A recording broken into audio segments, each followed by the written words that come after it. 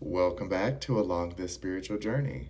So, learning the difference between looking innocent and being innocent is extremely important on your spiritual journey.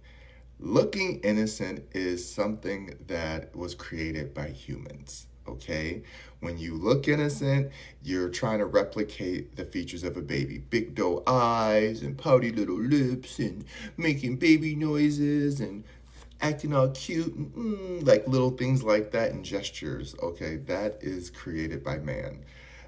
Wearing glasses and having a round face and all these attributes that we're like, but they look so innocent, does not make someone innocent, does not make them naive to the point that they don't know what they're doing, right? There's a lot of people who have learned, myself included, I look so innocent, but I can have the most distorted, messed up thoughts, right? And there's people out here just relying on looks alone when they should be using discernment and figuring out what's energetically innocent and what's emotionally innocent as well as logically innocent. There's so many levels to everything, but just remember, there's always physical.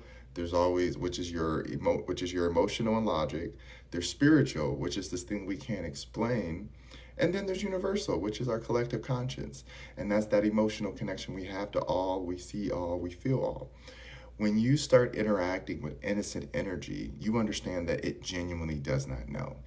Innocent energy genuinely wants to learn. It's naive to a certain point. It's open to learning. If it gets frustrated, it's because it doesn't know. And its frustration isn't something that's throwing a tantrum. It's just being like, oh, I don't know, and I really wish I knew. And I'm willing to learn. That's innocent to me. That's beautiful. That's encouraging. That means you're flexible to have new things be received through learning and research and just observation, right?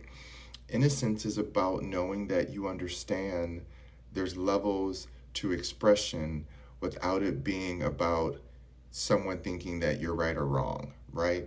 Because that's what innocence has become. I'm innocent. I'm just too cute. I could never do that. And now people manipulate that and they get away with murder, literally, versus people who the world as society has deemed not innocent looking. And we can go down the list if we want to, but I don't want anyone to get stuck in an algorithm. But the whole point is that just because you don't look innocent doesn't mean you're not innocent, right? It's the most fascinating energy that has been created through the understanding of man, right? Because everything that we do on some level is about first sympathy, then empathy. They go together all the time, as well as subconscious and conscious. And so you're constantly swimming back and forth between these two worlds, right? And depending on how you live within your inner world, you either live within the depths of all your spiritual and emotional thinking, which allows you to be a little bit more innocent in how you receive energy, versus being stuck in your head, which is logical, and you manipulate the innocence because you recognize that there's certain things people like and see and do and give to others if they look and act a certain way. And so this is where I tell people discernment, discernment, discernment, because there's so many tactics in branding and marketing and on these apps where people know what innocent looking looks like. This is why it's kind of dangerous sometimes to determine what a look is. I attribute it to a personality type or a mindset, right? When someone says like, well, they didn't look like a killer. They didn't look like a serial killer. What does a serial killer look like, right? What does someone who plans to do harm look like? There's a lot of ways that we can apply different attributes and say this is what innocence looks like versus guilt.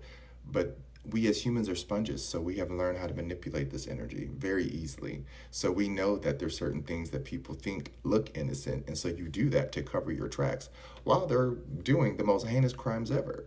So it's the same thing that happens with our religion, with our politics, with the things that we consume in the industry for food and TV. If you don't know how to pay attention to the packaging and branding, right? It can look so innocent and you can literally be drinking and eating poison. So just relying on the looks or relying on the physical is not enough. It's important, but it's not enough.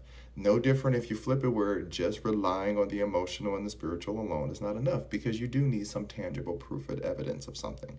So what I say is Understand what real innocent energy is. It literally does not know. It had no ill intent. It had no plan for anything to become what it was. It was just existing. And if by chance it did something that triggered something that made something happen that was bad, then through that innocence, they learn and they become no longer naive because they understand that there's a ripple effect, right? There's a trifecta to everything. And then it branches off. Remembering that innocent energy presents itself in a way that is willing to learn. If you are not willing to learn, you are not innocent energy. You are manipulating energy and you're trying to act like you're innocent based on your own stance and beliefs on what you feel is true. And guess what? That's the human condition. I can't tell someone, no, they can't do that. But I can implore them to open up their mindset to what innocence and what these words that we use and these energies that we utilize with these words mean. Because they're not separate, they're one and the same. You can separate them, but they're one and the same. So literally just saying someone looks innocent or they just look so cute and innocent, don't let that fool you, baby. That's why dogs are the master manipulators. They look so cute and innocent, and then you walk up on the wrong dog because you don't know their true behavior or their temperament or their upbringing of what they've been through. They might look cute, and you walk up to them, and they might bite you. And you're like, oh my God, that's such a bad dog. Well, is the dog bad? Or did you assume it looked innocent based on your own biases, and then you put yourself in a situation that was not meant for you? This is the importance of understanding when something looks like something and when something is something. So if you understand the root foundation of what it is, you won't confuse it with the outside. You always want to understand how to master the inside world first so that when you apply it to the outside world, it has a correlation back to its root cause versus only looking at it from the outside, trying to find fault, blaming fault on exterior things, not knowing the motivation of what it really was and why it was created. This is how all energy works. It has to have some level of motivation. So if there's ill intent applied to it, then it's going to become something manipulative. If there's no intent beyond you just existing and it's just, again, an onset of something, just because it's using your energy, you come and push something, is utilizing your energy, but you're pushing it because there was a button that says push. So you just did that because that's what it was for. Versus this button that says do not push, and then you go up and push it anyways because you want to see what happens, right? You understand? So start learning how to decipher innocence versus I am innocent versus I'm innocent because I just don't know. I didn't know. I have no clue, and I would love to learn more if you're willing to teach. Okay? So this is just one of those for your information posts. Hope it makes sense. Love you. Mwah.